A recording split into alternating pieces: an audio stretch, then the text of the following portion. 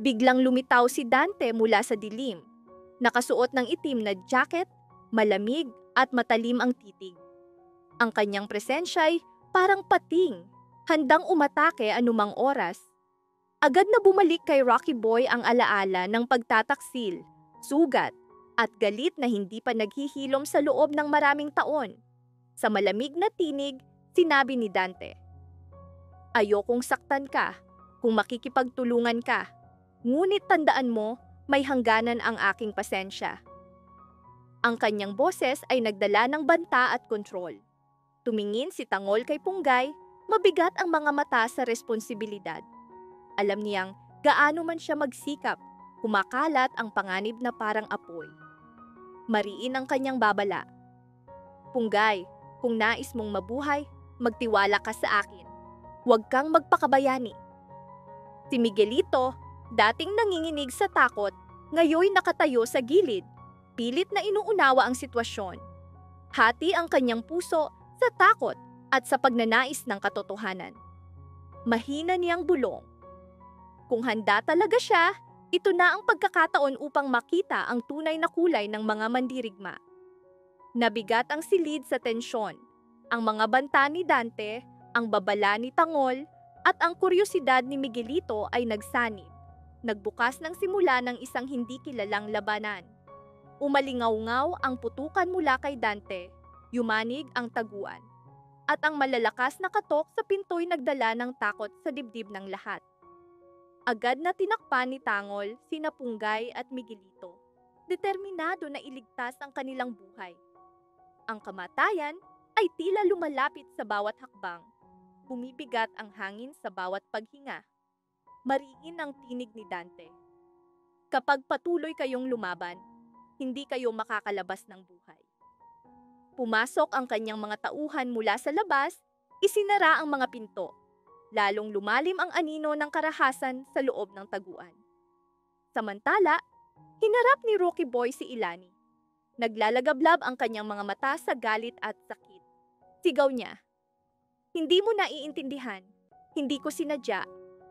Ngunit tumanggi si Ilani, naglalagablab ang kanyang mga mata sa galit at kawalan ng tiwala. Nagsalpukan ang sugat ng nakaraan at ang panganib ng kasalukuyan. Hinila ang kanilang ugnayan sa mas madilim na bangin. Biglang sumugod ang mga kakampi ni Tangol, bumangga sa mga bintana, ginawang larangan ng digmaan ang taguan. Nagbanggaan ang liwanag at anino, umalingaw-ngaw ang karahasan sa bawat sandali.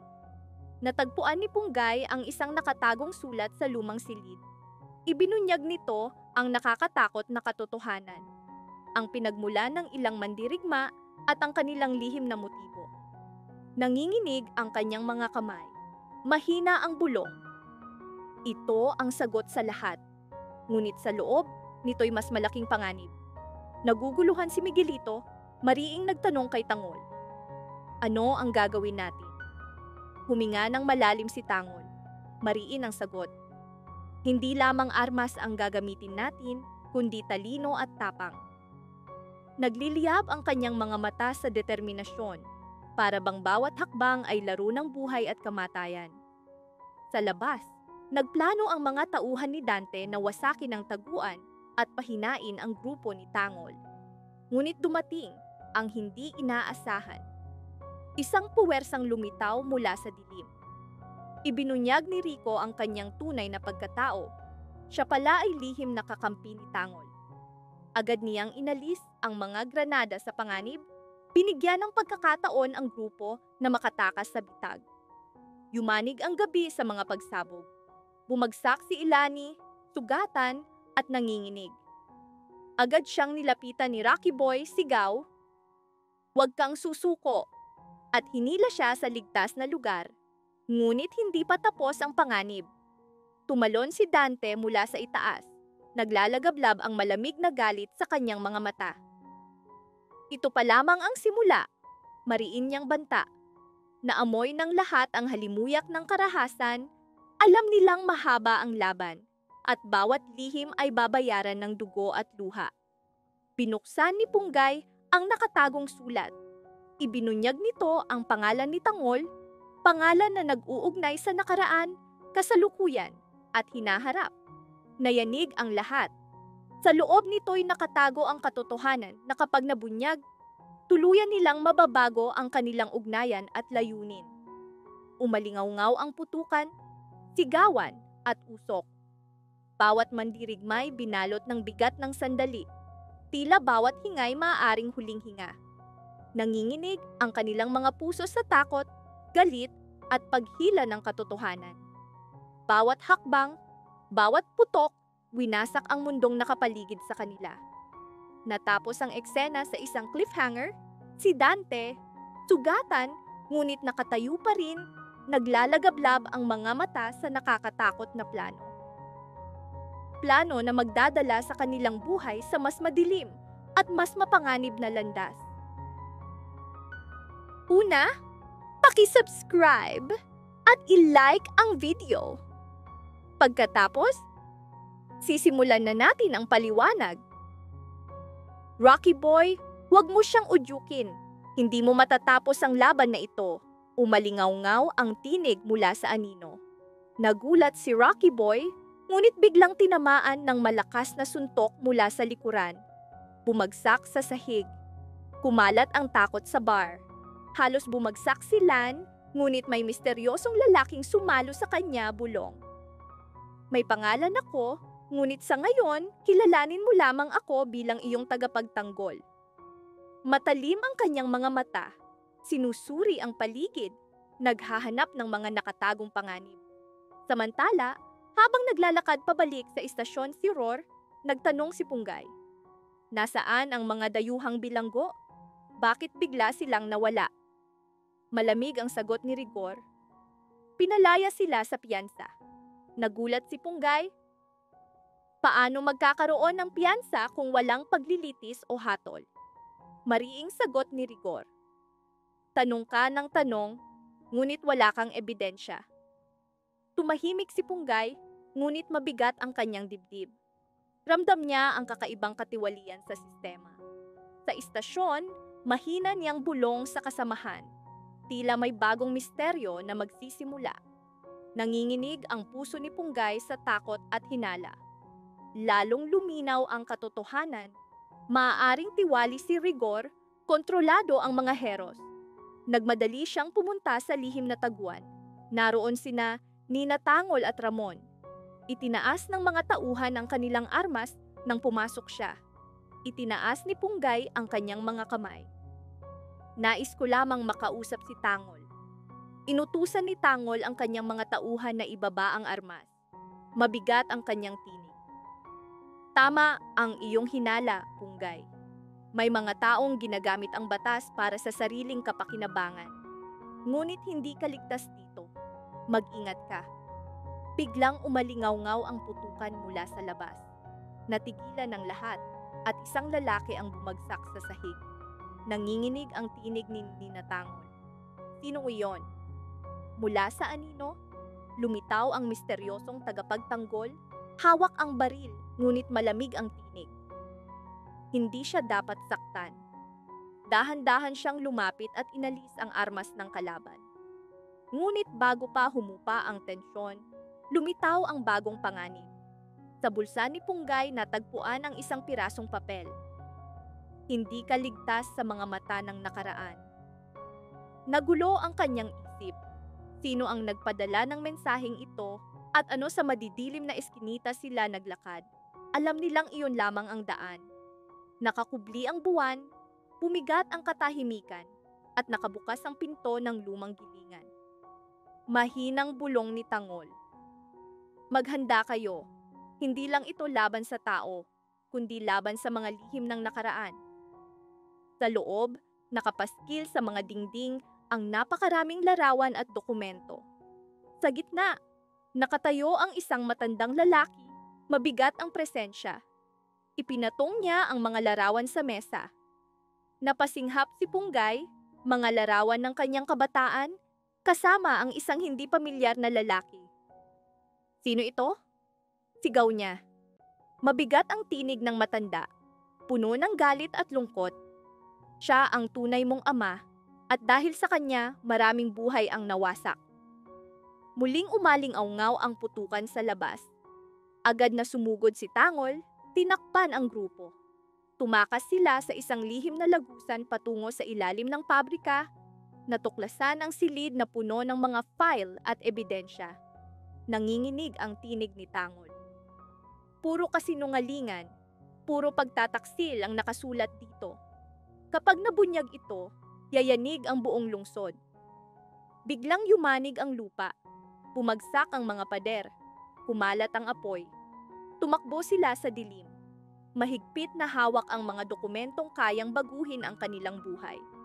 Naramdaman ni Punggay ang malamig na kamay sa kanyang balikat. Bulong ng misteryosong tagapagtanggol. Hindi ka nag-iisa. Ngunit tandaan mo, mas malalakas at mas nakakatakot na kaaway ang naghihintay. Sumabog sila sa gabi, tumalon sa naghihintay na truck. Ngunit isang nakamaskarang anino ang humabol. Umalingaw-ngaw ang mga pagsabog, muntik nang bumangga ang kanilang sasakyan sa sirang tulay. Mariin ang tinig ni Tangol. Hindi pa ito ang wakas. Ngayon magsisimula ang laban.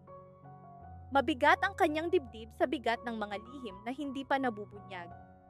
Ang mga lihim na iyon ay magbubukas ng pintuan sa matagal nang nakatagong nakaraan. Pagkatapos, makausap si Maritz, naunawaan ni Tangol na bawat sandali lalo pang inilulubog si Santino sa panganib. Hindi ko hahayaang mangyari ito, pulong niya. Ngunit bago siya umalis, kumatok si Pe sa bintana. Puno ng takot, dala ang balita. Sir, may kakaiba akong nakita sa kilos ni Richter. Hindi lang siya sumusunod sa utos ng Heros. May ginagawa siyang lihim. Mariin ang sagot ni Tangol. Ipakita mo sa akin ang lahat. Hindi tayo maaaring magkamali. Samantala, nakakulong si Santino sa malamig at madilim na silid. Mahina lamang na liwanag mula sa maliit na bintana ang kanyang kasama. Sa labas, umalingaw-ngaw ang mga yapak at halakhak ng Heros. Binalot siya ng takot, ngunit nanatili ang determinasyon sa kanyang mga mata. Alam niyang may darating upang siya'y palayain. Si Rocky Boy naman ay dinala sa ospital, duguan at nanginginig ang katawan. Hindi lamang pisikal ang kanyang sakit, kundi sugatang pagmamataas. Nakahiga sa kama, mahina niyang bulong. Kapag nakita ko si Miguelito muli, hindi ako titigil. Bawat tauhan ay nilulunod ng sariling pighati, habang ang mga palatandaan ng digmaan ay kumakalat sa langit ng lungsod. Nanginginig ang dibdib ni Tangol sa takot at tapang. Alam niyang ang padalos-dalos na pag-atake ay sisira sa lahat. Mahalaga ang impormasyon kahit nakatago ang kamatayan sa bawat hakbang. Sa lihim na taguan, pinag-aralan niya ang mga mapa. Mahina ang bulong. Kapag nakapasok ako sa posisyon ng hepe ng seguridad ng Heros, malalaman ko ang lahat ng kanilang lihim. Nagliliyab ang kanyang mga mata sa isang panata. Iligtas si Santino, anuman ang kapalit. Dumating si Maritz dala ang agarang balita. Sir, paparating ang convoy ng Heros. Maaring kasama si Santino. Natigilan si Tangol, sinuri ang paligid. Mariin ang kanyang tinig. Ito na ang pagkakataon. Kailangan nating maging tahimik at mabilis. Bawat segundo'y mahalaga. Sa labas ng lungsod, nagmarcha si Miguelito kasama ang kanyang mga tauhan. Naglalagablab ang mga mata sa galit. Mariin ang bulong. Akala nila'y kaya nila akong pigilan? Nagkakamali sila. Tumaas ang tensyon sa magkabilang panig, ang plano ni Tangol at ang panata ni Miguelito. Sa dilim, nagliyab ang apoy ng nalalapit na digmaan. Nagbunyag ang lihim na file ni Richter ng bagong panganib. Natigilan si Pe, ngunit bago siya makakilos, tinawag mula sa malayo ang pangalan ni Tangol. Mabilis siyang sumugod. Hawak ang armas, matatag ang plano. Ngunit may mas mabigat pang banta, si Don Gustavo, ang tunay na pinuno ng Heros, may sariling nakatagong pakana. Samantala, nanatiling nakakulong si Santino. Biglang lumitaw ang anino sa sulok ng kisame. Malamig na bulong. Santino, ipinadala ako ni Tangol. Kumislap ang takot sa kanyang mga mata, ngunit kasabay nito'y sumibol ang pag-asa. Sa sandaling iyon, bawat tauhan ay nasa iba't ibang lugar. Si Richter na may lihim na file, si Tangol na may plano, si Don Gustavo na naghahabi ng pakana, at si Santino na binabantayan ang misteryosong tagapagtanggol. Nagsanib ang mga hibla ng kanilang kapalaran. Nagliyab ang apoy ng nalalapit na digmaan na magbabago sa kanilang buhay magpakailanman. Umalingaw-ngaw ang mga pagsabog.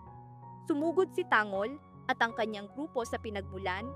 Natagpuan ang konvoy ng Heros na nilalamon ng apoy, naglalagablab ang mga sasakyan at nagkakagulo ang mga armadong tauhan sa lansangan.